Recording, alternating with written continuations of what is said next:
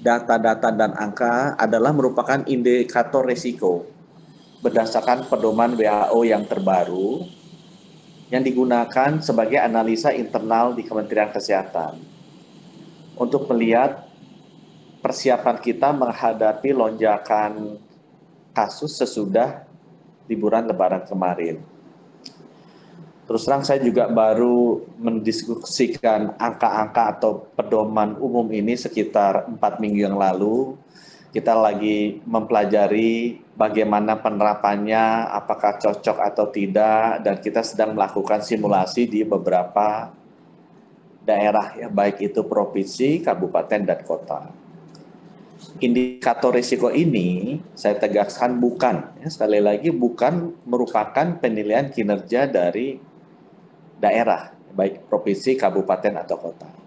Itu merupakan indikator risiko yang digunakan oleh Kementerian Kesehatan secara internal untuk melihat laju penularan pandemi dan bagaimana kita harus merespons serta kesiapan kapasitas responsnya masing-masing daerah, ya, baik itu provinsi, kabupaten, dan kota, sehingga kita bisa melihat intervensi atau bantuan-bantuan apa yang sedang kita lakukan.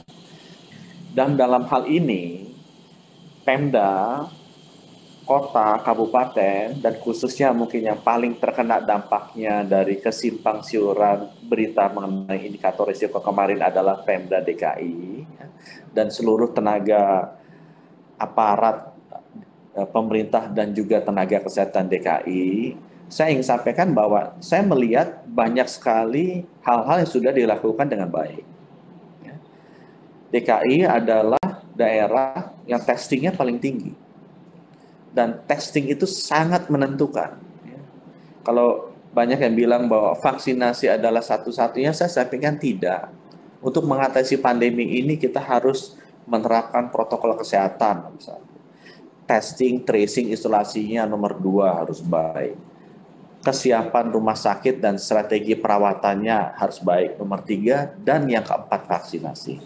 Keempat strategi ini harus dijalankan berbarengan. Vaksinasi sendiri tidak akan menyelesaikan masalah pandemi ini. Harus lakukan bersama-sama. Dan untuk urusan testing, saya lihat dari seluruh provinsi DKI yang paling banyak. DKI yang paling banyak. Kemudian saya kasih contoh lagi misalnya urusan vaksinasi. Vaksinasi, aku bisa bilang bahwa 3 provinsi yang paling agresif, ya, paling cepat vaksinasi adalah DKI, Bali, dan Jogja.